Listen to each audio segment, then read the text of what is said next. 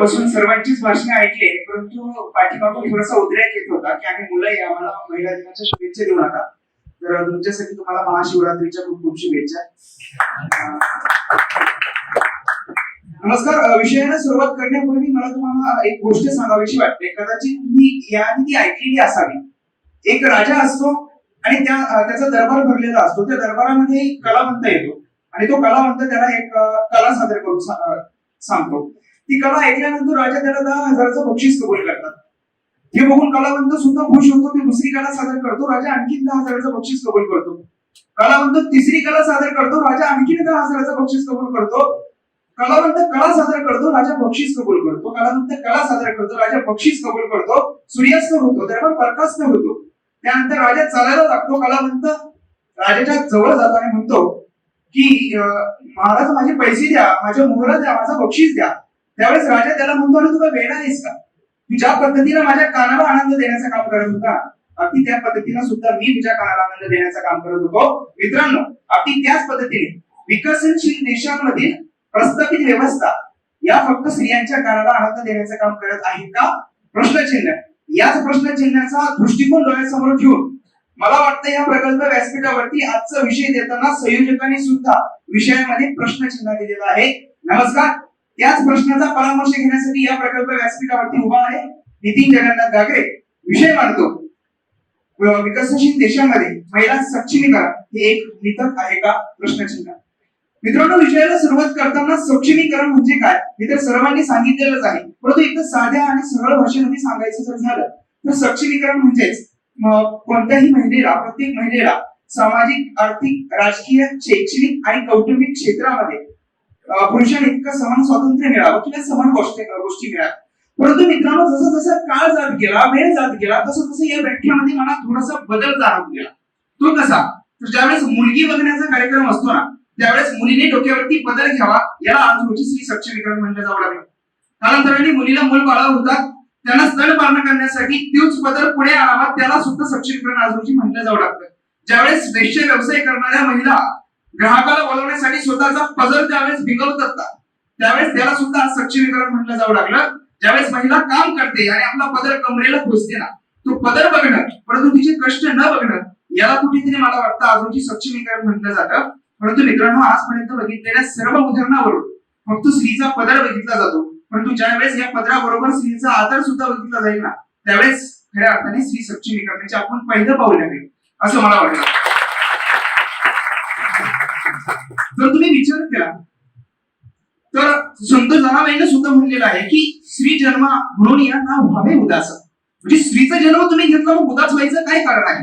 कारण आपली संस्कृती सुद्धा सांगते ना की यत्र नारीस्तु पूज्यन्ते रमन्ते तत्र देवता. म्हणजे जिथे नारीची पूजा केली जाते ना, तिथे देव सुद्धा सहवास करताना आपल्याला दिसतो.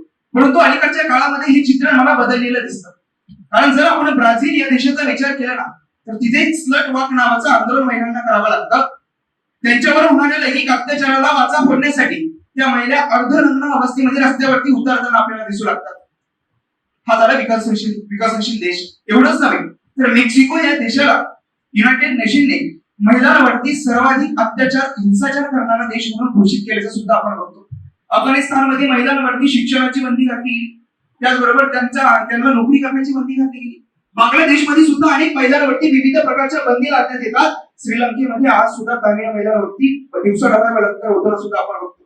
एवढंच नव्हे तर आपल्या भारताला सुद्धा स्वातंत्र्य होऊन 75 वर्ष पूर्ण झाले, तरी सुद्धा या भारतातील महिला वेगळ्या प्रकारच्या स्वातंत्र्याची जर मागणी करत असतील ना, तर ही स्वातंत्र्य म्हणजे कोणत्या काळमिळीचं नाव, अशी नामदेव ढसाळांची शब्द आम्हाला आठवू लागतात.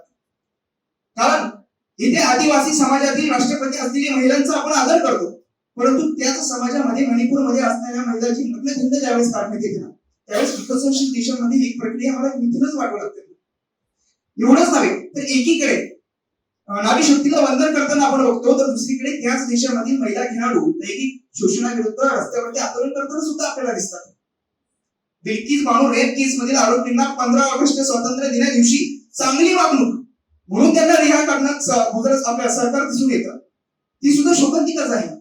एवढंच नव्हे, जर आपण बारकाईने विचार केला तर अर्थात लोकसत्तेच्या एका पेपरमध्ये 2-3 दिवसापूर्वी एक बातमी आलेली की तुम्ही वाचलेलीच असावी की कविता नावाची महिला 9 महिन्याच्या बाळाला घेऊन एका नंदुरबारमध्ये एका ग्रामीण रुग्णालयामध्ये ज्यावेळेस जाते त्यावेळेस ती तिथे अपुऱ्या सोयी सुविधा असतात, त्यामुळे ती बाळाला ती जन्म देते, परंतु त्या बाळाला स्वतःच्या हृदयाची कळकळण्या अगोदरच तिचा जीव ती सोडते ना.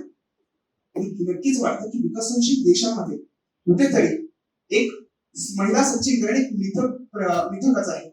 एवढंच नव्हे तर तुम्ही विचार जर केला तर आज रोजी आपण बघितलं तर IMFच्या पहिल्या महिला प्रमुख क्रिस्टीन लगार्ड ज्यावेळेस जम्मू आणि काश्मीरमध्ये 8 वर्षाच्या मुलीवरती बलात्कार केला जातो आणि तिची हत्या केली जाते ना, त्यावेळेस भारतामध्ये असलेल्या महिला सुरक्षेवरती बोट ठेवताना आपल्याला दिसू लागतात. या सर्व प्रश्नांवरती ज्यावेळेस पत्रकार गौरी लंकेश बोट ठेवण्याचं काम करतात ना, त्यावेळेस त्यांना या कामाचं बक्षीस देताना प्रस्तावित व्यवस्था कुठेतरी बंदुकीच्या गोळीचं पारितोषिक देताना ज्यावेळेस दिसतात ना, त्यावेळेस मला आजच्या विषयाचं खरंच इथे पुन्हा विचार करावासा वाटतो की विकसनशील भारतामध्ये महिला सक्षमीकरण एक मिथकच आहे, उद्गारवाचक चिन्ह. एवढंच नव्हे तर आज वर्तमानात तुम्ही ज्यावेळेस बघता ना तर एक राजा शिरगुप्पे यांचं एक पुस्तक आहे न पेटलेली दिवे नावाचं. त्याच्यामध्ये त्यांनी सुमी नावाच्या मुलीची छानशी गोष्ट सांगितलेली आहे. ज्यावेळेस ती सुमी लहान असते त्यावेळेस ती लेखकाला म्हणते की मी मोठं झाल्यानंतर वैमानिक होणार, कारण मी जर वैमानिक झाले पायलट झाले तर माझ्या पायाला माती लागणार नाही, धूळ लागणार नाही. परंतु मित्रांनो कालांतराने ज्यावेळेस ती सुमी 7वीत जाते ना त्यावेळेस तिच्या हेच स्वप्न कधी लग्नामध्ये रूपांतरित होते ना ती तिलाच कळत नाही. तिच्यासारख्या अनेक सुमी या विकसनशील भारतामध्ये आपल्याला दिसतात. 2018चा अहवाल सांगतो की या भारतामध्ये आजही जवळपास 15 लाख बालविवाह केले जातात. एवढंच नव्हे तर अनेक विकसनशील देशांमध्ये स्त्री आणि पुरुष मध्ये जी काही समानतेची दरी आहे ना ती दिवसेंदिवस वाढत चालल्याची आपण बघतो. साक्षरतेच्या हेतूने ज्यावेळेस आपण भारताकडे बघतो ना त्यावेळेस पुरुषांची साक्षरता ही 81% तर महिलांची 64% दिसते. यामुळे होतं काय तर महिला अंधश्रद्धेकडे वाटचाल करताना आपल्याला दिसू लागतात. संतान प्राप्तीसाठी विज्ञानाचा आधार न घेता एक ढोंगी साधूंचा आधार घेताना दिसतात. आणि मागील काही काळामध्ये आपल्याला दिसून येतं की अनेक महिलांवरती हे भोंदू साधू अत्याचार करताना सुद्धा आपल्याला दिसतात.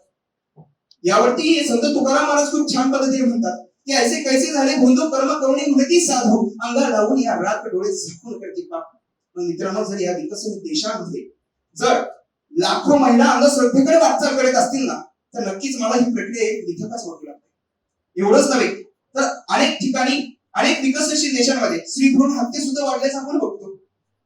स्त्री भ्रूण हत्येच्या मार्फत हत्या नावाची संकल्पना सुद्धा अस्पष्ट होत आहे. कालांतराने जर अशीच परिस्थिती राहिली तर हत्या बरोबरच काही बाई मावशी या संकल्पना सुद्धा अस्पष्ट होत जातील. मग या पुरुष प्रधान संस्कृतीमध्ये प्रधान सुद्धा पुरुषच असेल, राजा सुद्धा पुरुषच असेल आणि राणी सुद्धा आपल्याला पुरुषच ठेवावं लागेल. तुम्ही आधी समजून घेतलं पाहिजे. यावरती मला म्हणावंसं वाटतं की हाती नाही बळ दारी नाही आड त्यांना फळझाड जाऊ नाही आणि स्वस्त सोसेना संसाराचा भार त्यांना मायबाप होऊ नये. एवढंच नव्हे तर या माध्यमातून ज्यावेळेस आपण पुढे जातो ना त्यावेळेस आपल्या एक गोष्ट लक्षात येते की ज्या ज्या ठिकाणी स्त्रियांचं सक्षमीकरण झालं ना त्या प्रदेशाचं नक्कीच नाव उज्ज्वल झाल्याचं आपण बघतो. सांगायचं झालं तर दोनही हात रेल्वे अपघातात गेलेले असताना सुद्धा शीतल देवी ज्यावेळेस पॅरा ऑलिम्पिक स्पर्धेमध्ये 2 सुवर्ण पदक भारताला मिळवून देते ना त्यावेळेस त्यांचं उदाहरण आज आम्हाला इथे मुद्दाम नमूद करावंसं वाटतं. ग्रेटा थनबर्ग ज्यावेळेस पर्यावरणवादी चळवळ उभी करतात त्यावेळेस त्यांचं नाव आम्हाला घ्यावंसं वाटतं. एवढंच नव्हे तर इयत्ता 3री मधील एका गण्या नावाच्या विद्यार्थ्याला प्रश्न विचारला जातो की तू मोठेपणी काय होणार. त्यावरती तो गण्यांना झिजकता सांगतो की मी आई होणार.